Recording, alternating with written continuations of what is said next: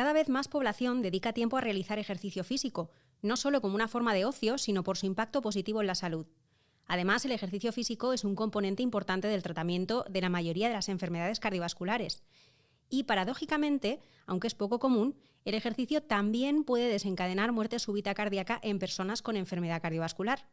¿Cómo valorar la aptitud para realizar ejercicio físico en el paciente con enfermedad cardiovascular? ¿Cómo realizar la prescripción y monitorización del ejercicio físico en este tipo de pacientes?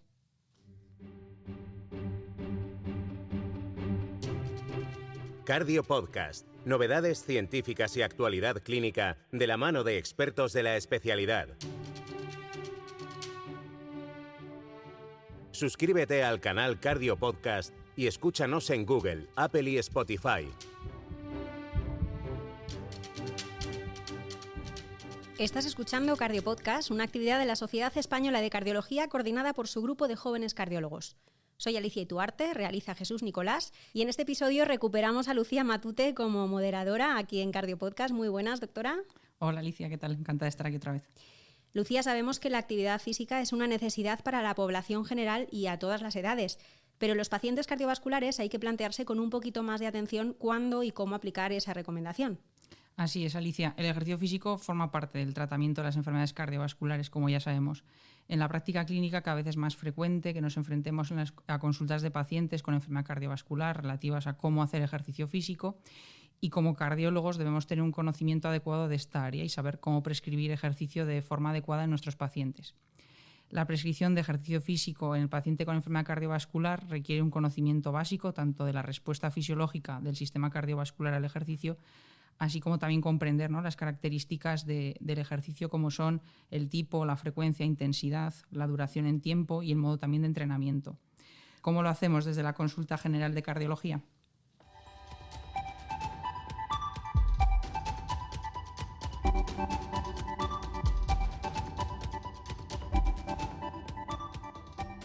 Pues vamos a intentar abordar todos estos conceptos en este episodio en el que estamos muy bien acompañados en el estudio por José Antonio Alarcón Duque del Hospital Universitario Donostia de San Sebastián. Muy buenas, doctor. Hola, muy buenas a todos. También estamos con Araceli Boraita Pérez, quien imparte investigación de fisiología del ejercicio en la Facultad de Ciencias de la Salud de la Universidad Europea de Madrid. Muy buenas, doctora. Hola a todos, ¿qué tal estáis? Bien, ¿no? Y Marga Calvo López del Hospital Universitario Puerta de Hierro de Majadahonda en Madrid. Muy buenas. Hola a todos, un placer estar aquí con vosotros. Vamos a comenzar el episodio hablando sobre cómo realizar la valoración cardiovascular inicial en el paciente con patología cardiovascular, previo a plantearnos la prescripción de ejercicio físico.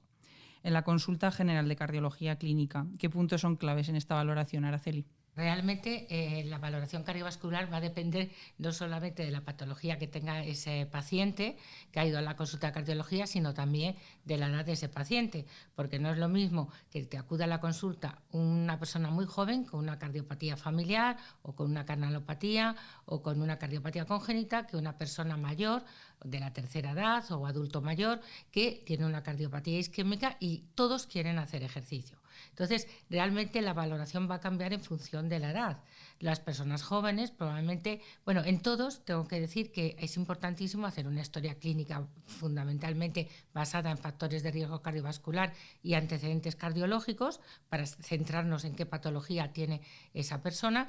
Luego es importante una buena exploración cardiovascular porque muchos de ellos, sobre todo los jóvenes, jamás han tomado la tensión, no se han hecho a lo mejor ni un electro y no tienen ni idea de cómo se encuentran. Entonces, bueno, eso sería la base, ¿no? La historia clínica dirigida a ver si hay cardiopatía, incluida antecedentes familiares de cardiopatías familiares, que es muy importante, y factores de riesgo cardiovascular.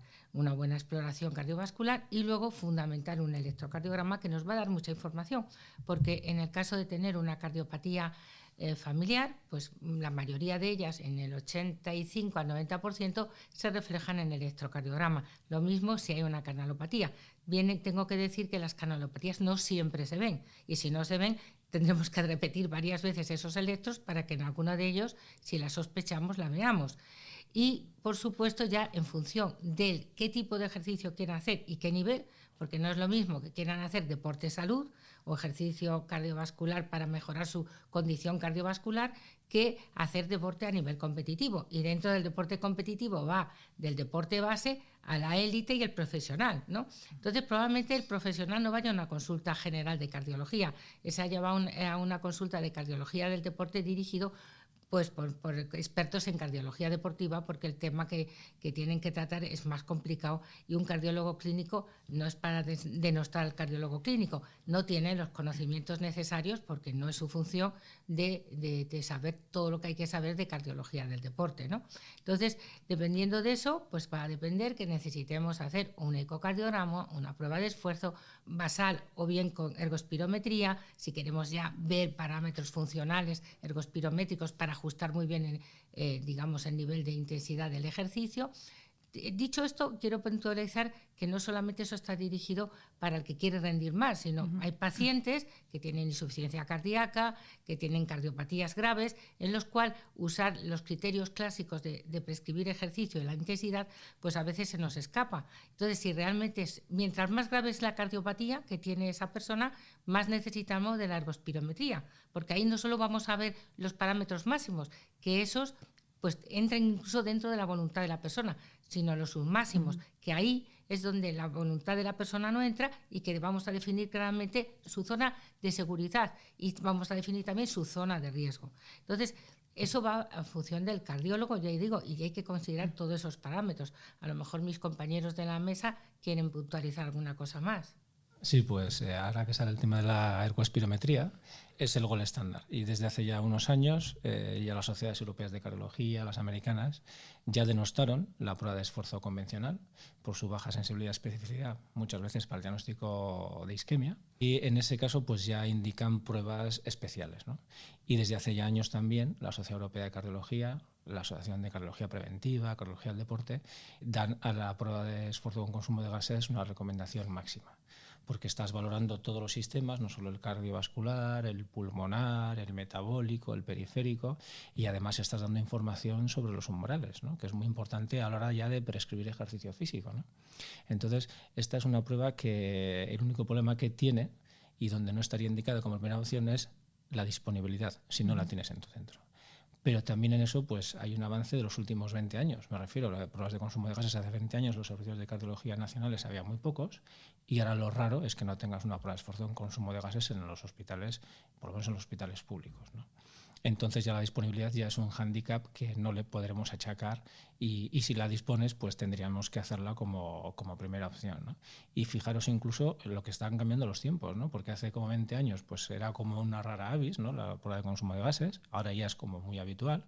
Hemos celebrado en el Hospital Clínica de Barcelona la 7ª reunión de la SEC de ergospirometría y ha sido un éxito, con más de 250 asistentes, muchos además a nivel internacional. Y gran parte de lo que ya se ha expuesto en esa reunión ha sido ya incluso la multimodalidad. Combinar el ecocardiograma, el ecoestrés con las pruebas de consumo de gases. Y claro, ya la información que te da es brutal, es bestial, ¿no? Yo sí que quería añadir que es verdad que los deportistas de élite muchas veces van a una consulta dirigida de cardiología del deporte, pero es verdad que cualquier cardiólogo clínico, ahora cada vez más, tenemos a deportistas amateur, pero no tan amateur, pero que hacen alta intensidad.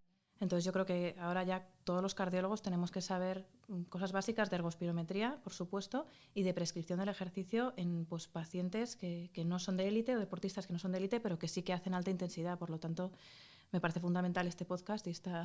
¿Pero realmente vosotros creéis que la mayoría de los cardiólogos sabe prescribir ejercicio? No. Yo creo que no, No, por eso Perdonad, pero yo creo que no. Por eso Lo más fácil no se sabe, porque decir, vete a correr, sí, ¿puedo hacer ciclismo? Sí, pero claro, estás a lo mejor... Un paciente que quiere hacerse el soplao, quiere hacerse los sables, quiere hacerse unas carreras que tienen una demanda increíble y realmente el cardiólogo se queda diciendo, ¿pero qué es lo que quiere hacer este hombre? Sí. Sí, totalmente de acuerdo, Araceli, y de hecho ya es una subespecialidad de la cardiología, ¿no? La cardiología preventiva y la cardiología deportiva. Entonces es otra especialidad más de la cardiología y hay que estar formado y como todo pues vamos avanzando y cada vez conocemos más cosas y además los equipos cada vez son más multidisciplinares, ¿no? En rehabilitación cardíaca, por ejemplo, pues tenemos fisios, tenemos enfermería, rehabilitadores, incluso psicólogos. Psicólogo que, todo se ha dicho, para el deporte de altas capacidades también es muy importante, aunque no haya cardiopatía, la importancia de la psicología, ¿no? Sobre todo en el deporte de alto rendimiento. Y nosotros ya cada vez somos más equipos multidisciplinares. Dando matiz a la ergospirometría, a la ergometría con consumo de gases, que ya habéis explicado ampliamente, ¿no?, el papel que tiene tanto primero en valorar cómo está nuestro paciente como en prescribir ejercicio para el cardiólogo que no puede estar tan habituado como vosotros en este escenario, que ya sé que es muy difícil resumir, pero ¿qué tips daríais para el cardiólogo clínico que igual se enfrenta con una ergospirometría y dice, en base a ello tengo que intentar prescribir o informar a mi paciente en qué en qué situación o de qué modo es seguro que haga ejercicio físico? Ya sé que es muy generalizado, pero José Antonio, si nos puedes dar ahí alguna clave. Voy a intentar optimizarlo lo más que pueda. Yo, un cardiólogo clínico, lo primero que diría es, cuando tú te enfrentas a una prueba de consumo de gases, a un informe, ¿la prueba ha sido máxima o no ha sido máxima? Entonces, ya partimos del RER, ¿no? El Respiratory Exchange Ratio, ¿no?, que debería ser mayor de 1. Estás eliminando más CO2 que el oxígeno que consumes. Ya estamos a niveles de acidosis. Si el nivel está por encima de 1, la prueba es válida para ya valorar un poquito los parámetros. Como cosas y puntos hot topics que diría yo, consumo pico. Consumo pico, ¿cuántos mililitros kilómetro he hecho en esa ergospirometría? Pero tampoco quedarnos con el número, porque es muy importante saber el porcentaje respecto al predicho, ¿no? Por ejemplo, un varón de 50 años con un consumo pico de 13 mililitros kilómetro claramente es muy patológico, pero una persona de 79 años, mujer delgadita, un consumo pico de 13 puede ser normal. Entonces es muy importante el porcentaje respecto al predicho, ¿no?, para saber la capacidad funcional verdaderamente de esa persona. Otro dato importante que tendríamos que tener en cuenta son los umbrales. ¿Dónde está el primer umbral y el segundo umbral? Yo no hablaría de umbral aeróbico, umbral anaeróbico, porque en la literatura pues hay mucha confusión según los textos iniciales de hace 20-30 años, medicina deportiva, algunos llamaban anaeróbico, luego otros hablaban de aeróbico, etcétera. Entonces, donde sí hay consenso es primer y segundo umbral. Entonces, con eso ya sabemos que a partir del primer umbral se está acumulando un poquito, empieza a acumular un poquito de lactato, y a partir del segundo umbral ya se acumula mucho lactato. Estamos en acidosis, ¿no? Entonces, en función del perfil de paciente que tengamos, no es lo mismo, como decía antes Araceli, una persona joven, muy deportista, previo a un evento cardíaco, que además ha quedado bien del evento cardíaco, pues podríamos entrarlo cerca del 1VT2, con más intensidad, pero si no, por ejemplo, una persona en insuficiencia cardíaca, pues igual le tienes que entrenar en VT1. En torno a VT1, y la mayor parte de los pacientes podrán entrenar en esa zona 2 que ahora está tan de moda, que es entre VT1 y VT2, siempre haciendo una progresión, ¿no?, en los diferentes programas de entrenamiento, de rehabilitación cardíaca, etcétera. Bueno, yo estoy de acuerdo contigo, pero me gustaría decir dos cosas. Uno, que si el rango de entrenamiento entre el primer umbral y el segundo umbral es un rango de seguridad, porque yo siempre digo que la zona de transición aeróbica-anaeróbica es la catástrofe metabólica, es donde aparecen las arritmias, la descarga de adrenalina, donde realmente ahí empieza a ponerse todo en riesgo. Entonces, si realmente tu paciente tiene mucho riesgo, que entrene en la zona de transición aeróbica-anaeróbica, tienes que estar muy seguro de que no va a tener arritmias, de que no va a tener ninguna crisis hipertensiva, de que no se va a meter en insuficiencia cardíaca. Entonces, bueno, ya la gente está muy educada y llega a tu consulta y te dice, oiga, doctor, ¿en qué zona tengo que entrenar? Entonces ya sabéis que hay zonas en 3 zonas, 5 zonas, 7 zonas. A mí personalmente me gustan las 5 zonas. ¿Por qué me gustan las 5 zonas? Porque tienes la zona 1, que es regenerativa, que es por debajo del umbral, el primer umbral, y la zona 4 es la zona 5 latidos arriba o abajo de la zona del segundo umbral ventilatorio. Bien, entre el primero y el segundo, eso lo repartimos en 2 y tenemos la zona 2 y la zona 3. ¿Qué pasa? Que el entrenamiento es mucho más fisiológico, porque en la zona 2 corresponde a entrenar la base aeróbica. Todo el mundo tiene que entrenar base aeróbica, aunque luego haga fuerza, aunque haga un deporte explosivo, porque esa es la base de la capacidad funcional. Luego, si quieres mejorar, pues ya tienes que ir a zona 3, porque si no vas a zona 3, que es la potencia aeróbica, pues no mejoras. Pero de verdad, si tú quieres conseguir adaptaciones, es la zona 4. Pero la zona 4, que ya es una zona que llamamos deporte de calidad o entrenamiento de calidad, eso no está todo el mundo capacitado. Para llegar a la zona 4, antes tienes que mejorar la zona 2 y la zona 3. Una vez que ya eso lo has conseguido, le podrás decir que entrene calidad, porque la única forma de conseguir adaptaciones, nos pongamos como nos pongamos, es entrenar en la zona 4. ¿Qué pasa? Que la zona 4 no es igual para todo el mundo. Para una persona, a lo mejor la zona 4 está a una frecuencia de 170, 180 latidos, y para ese cardiópata o esa persona mayor, a lo mejor la tienes a 125. Claro, lo importante es saber dónde está esos umbrales. Que si no tienes una prueba de esfuerzo ni convencional ni con gases, pues usar la fórmula de Carbone, porque Carbone fue para mí un genio que dijo: el porcentaje de la frecuencia cardíaca de reserva equivale al porcentaje del consumo de oxígeno que usted quiere que entrene su paciente. Entonces, si tú no lo sabes, tú sabes que si tú quieres que entrene al 60%, que la mayoría de los humanos tiene el primer umbral sobre el 60% de su frecuencia cardíaca de reserva, pues ya está, ya tienes ahí el primer umbral. Y sabes que también el 80-85% de los humanos tienen el segundo umbral en alrededor del 80% de la frecuencia cardíaca de reserva o bien del consumo máximo de oxígeno, pues ya ahí lo tienes. Le das una frecuencia que esté comprendida ahí y ya le repartes y dices, ahí tiene usted la zona. Pero claro, también tengo que decir que yo no creo que en las consultas tengáis todo el tiempo del mundo para poder hacer eso. Sí, yo precisamente por eso creo que es fundamental que los pacientes, sean o no deportistas, si pueden, se deriven a unidades de rehabilitación cardíaca donde se va a prescribir bien el ejercicio, se va a guiar el ejercicio en cada sesión y se podrá guiar ya no solo la intensidad, sino también la modalidad de entrenamiento. Por ejemplo, si queremos intensidades altas, pues intentar un HIIT controlado, o intensidades más bajitas pero de forma moderada y continua. Y yo creo que es fundamental que siempre que podamos, porque evidentemente en la consulta la mayor parte de veces no tenemos tiempo, que se deriven a estos programas de rehabilitación cardíaca y se haga una prescripción individualizada y por sesiones, intentando seguir este principio de progresión. A lo mejor entrenar con entrenamientos moderados continuos y ya ir progresando en entrenamientos interválicos de alta intensidad. Completamente de acuerdo con ambas. Y respecto a la progresión, muy importante siempre aumentar el tiempo y después aumentar la intensidad. Eso es otra cosa que también las guías insisten de manera taxativa. Pues yo creo que entonces habrá que potenciar el número de unidades de rehabilitación cardíaca o de prevención cardiovascular, porque o yo estoy muy ida, que puede ser, pero yo si analizo cuántas hay en España, ¿vosotros creéis que toda la demanda, que hay más de 12 millones de personas que quieren hacer deporte, pueden llegar a esas unidades? Ahí dejo la pregunta. Claro, las unidades de rehabilitación cardíaca no están para la población general. Me refiero de deportista que quiere hacer deporte. Persona sana que va a la consulta de su cardiólogo y dice, yo he oído o he leído que hacer ejercicio es muy bueno y quiero que usted, doctor, me diga qué tengo que hacer. Y ese no tiene cardiopatía. En la persona, en ese perfil de paciente, claro, estamos hablando de o cardiólogo extrahospitalario, cardiólogo clínico, o muchas veces son médicos deportivos. Son otros perfiles. Nosotros en rehabilitación cardíaca van otro perfil, que es el paciente que ya ha tenido un evento, básicamente isquémicos, pero también ya en las unidades se nos están llenando de insuficiencias cardíacas, cardiopatías congénitas que hace años no veíamos, ya las vemos también. Está ampliándose mucho.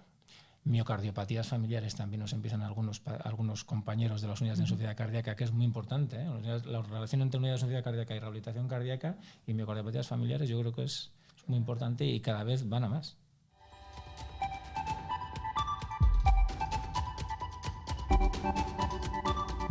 Estás escuchando Cardio Podcast.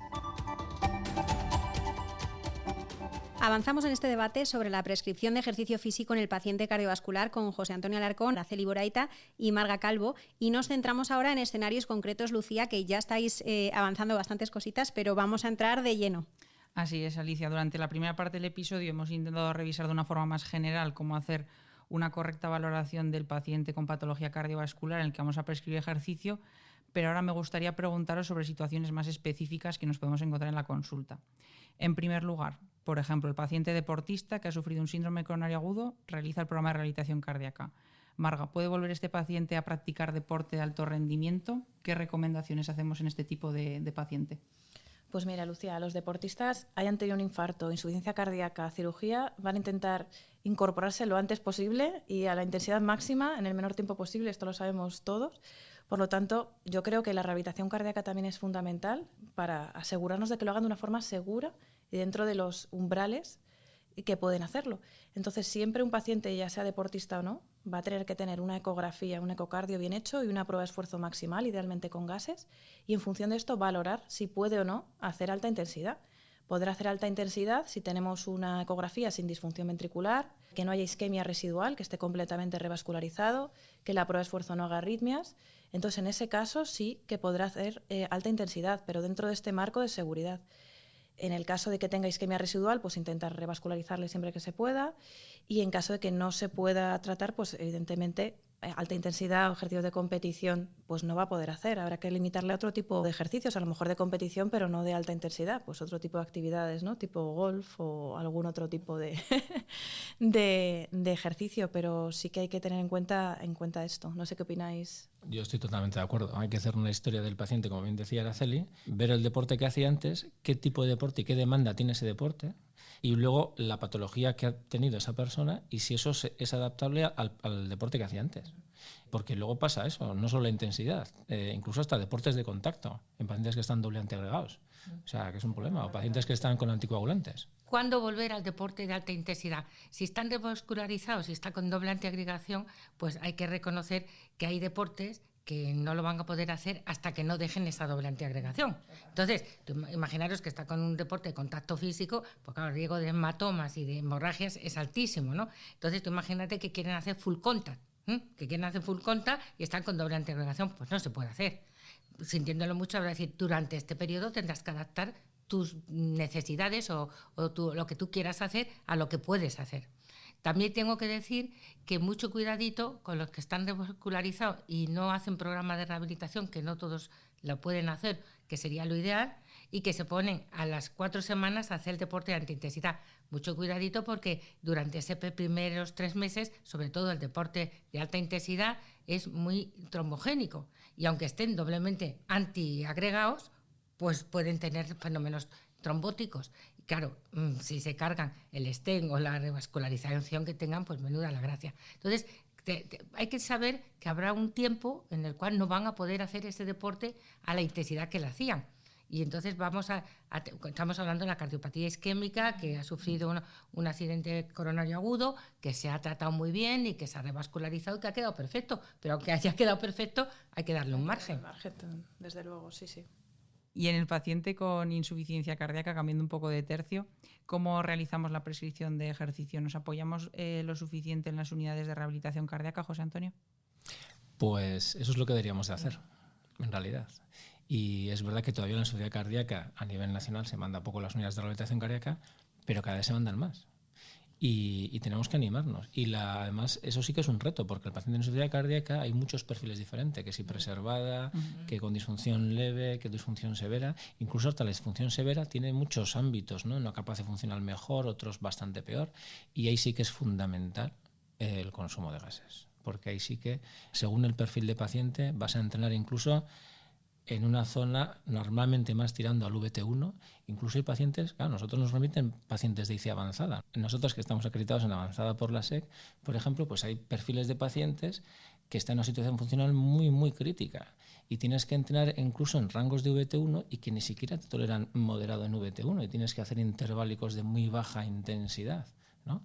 Sí es verdad que en la IC también otro de las cosas que hay que programarles bien es el ejercicio de fuerza, que va a ser fundamental para intentar revertir la mala capacidad funcional, la sarcopenia, mejorar la movilidad, siempre adaptado al perfil de paciente, lógicamente, ¿no? Y tercera pata de la mesa en estos pacientes que es muy importante es el entrenamiento de la musculatura respiratoria con la presión inspiratoria máxima, ¿no? Que incluso hasta los pacientes más desacondicionados y que no pudieran hacer ejercicio físico de movilidad, pues pueden hacer entrenamiento de la musculatura respiratoria, que se ha visto que es eficaz tanto en disfunción ventricular importante como en IC con FI preservada. Yo añadir que estoy totalmente de acuerdo contigo y que son los pacientes que van a mejorar mucho más que ningún deportista que vaya a hacer ejercicio. Y sí que puntualizar lo único, las guías de deporte, que aconsejo a todo el mundo aquí que está escuchando el Cardio Podcast, que las guías europeas de cardiología del deporte están muy, muy actualizadas y resumen muy bien todo esto, que los pacientes con FEBI reducida teóricamente no pueden hacer alta intensidad, los deportistas con FEBI reducida no pueden hacer alta intensidad, aunque esto cada vez se está individualizando más en función de cuál sea la patología que hay detrás de la FEBI reducida, pero sí que todavía los pacientes con disfunción ventricular están limitados a hacer ejercicios de alta intensidad. Y cambiando de tercio, ya sé que la pregunta es muy amplia, Araceli, pero en los pacientes con miocardiopatías, que sé que es hablar de una entidad muy en general, ¿qué papel juega el estudio genético a la hora de valorar si un paciente es apto o no para realizar ejercicio físico? O sea, ¿qué tenemos que tener en cuenta en este escenario? Sé que es una pregunta muy amplia, pero... Realmente el estudio genético es un complemento. O sea, no es fundamental a la hora de prescribir ejercicio, pero sí es un complemento porque hay cardiopatías o miocardiopatías o canalopatías, que algunas de ellas hay variantes genéticas que son muy arritmogénicas. Entonces, yo cuando les pido un estudio genético, les digo, mire usted, esto no quiere decir ni que confirme ni que niegue la enfermedad. Eso es lo primero. Que te salga un estudio genético negativo, no se encuentra una mutación, para nada descarta que tú tengas una canalopatía o una miocardiopatía. Eso es lo primero que se tiene que concienciar toda la población. Pero lo que sí es muy importante que usted sepa que hay variantes que sí que tienen mucho riesgo y que si nosotros vemos que usted no la tiene, su seguridad es mayor a la hora de hacer ejercicio.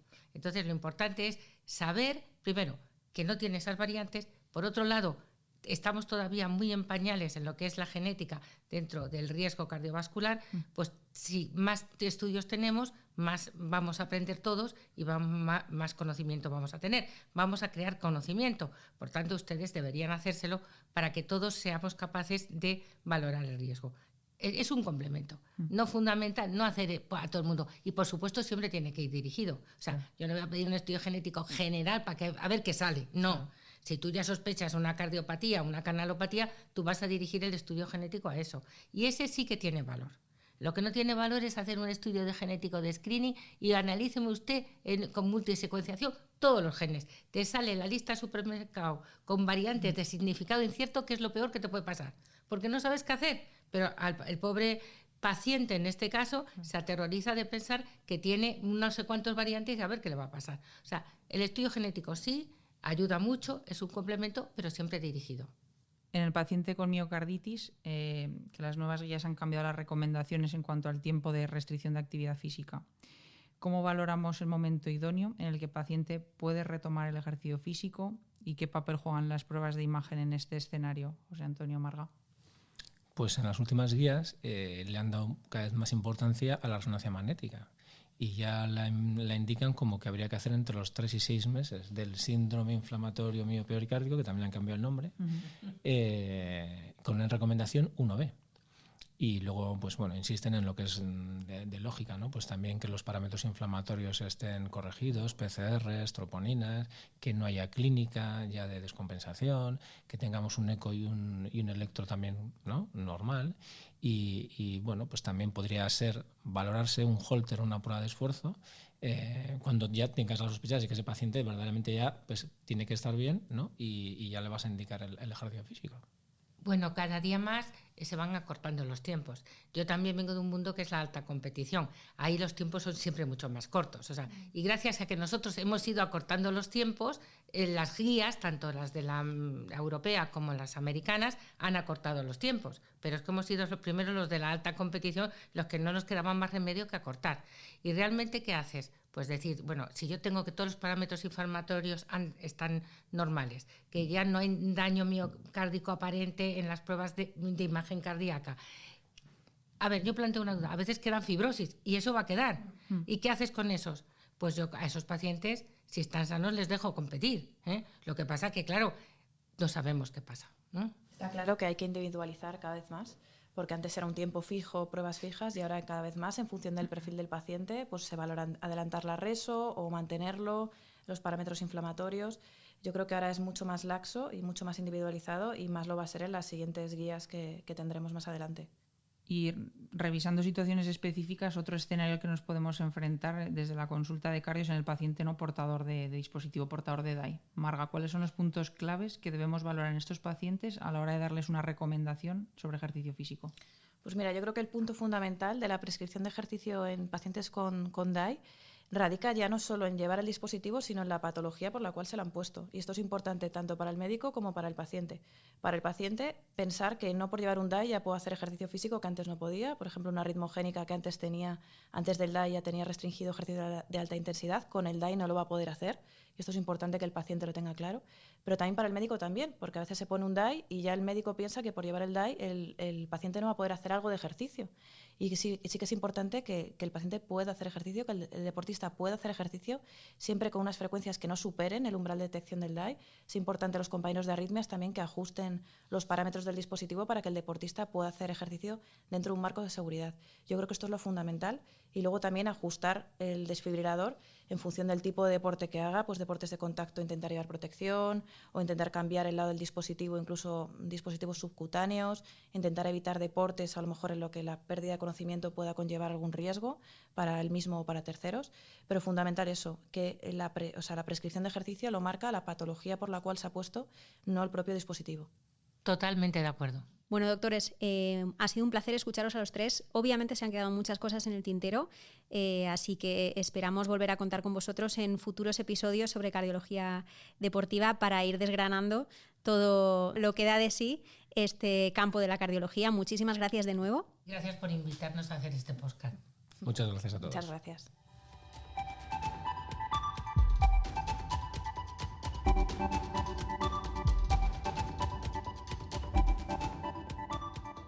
Bueno, Lucía, pues un episodio muy ambicioso. Nos han dejado los tres invitados bastantes mensajes que interiorizar. No sé si te atreves a destacar los principales para incluir como despedida al oyente.